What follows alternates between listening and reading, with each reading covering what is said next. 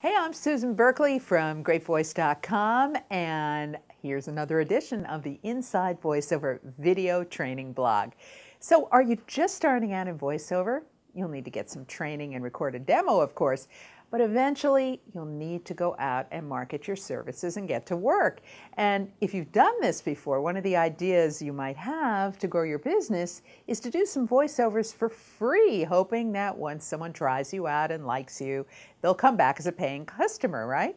Well, it seems perfectly logical, kind of like the way Mrs. Fields gives free samples of her cookies in the mall, Well, you know what? In VoiceOver, free samples are not a good idea at all. In fact, it's a terrible idea because in VoiceOver, free rarely, if ever, leads to a paying gig. Here's what happens. The customer just won't value your work. They'll think, how good can you be if you have to do this for free? They'll doubt your professionalism and nitpick your work.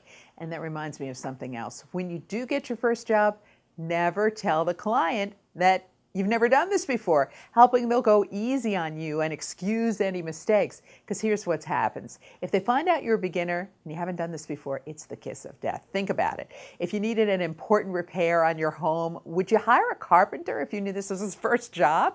You'd be peering over his shoulder, biting your nails, praying he wouldn't screw anything up. Same thing with a doctor.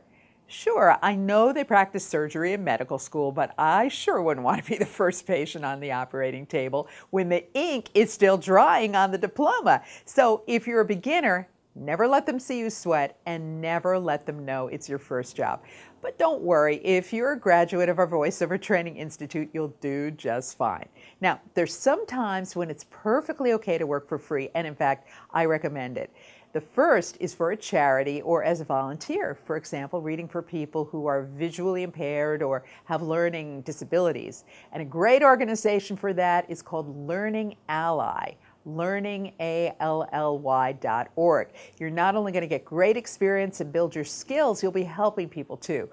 The second time it's okay to work for free is to do a favor for a client. For example, I've had clients ask me to record a quick line they've forgotten.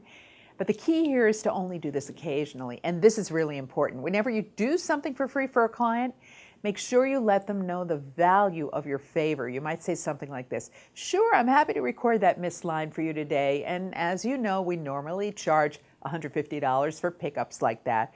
But because you're in a jam today and you're such a great client, I'm happy to help you out with that for free, right? So that way, they won't abuse the privilege. So there you have it. Why you should never do voiceovers for free, with a couple of really noteworthy exceptions. I'm Susan Berkley, back next week with more Inside VoiceOver.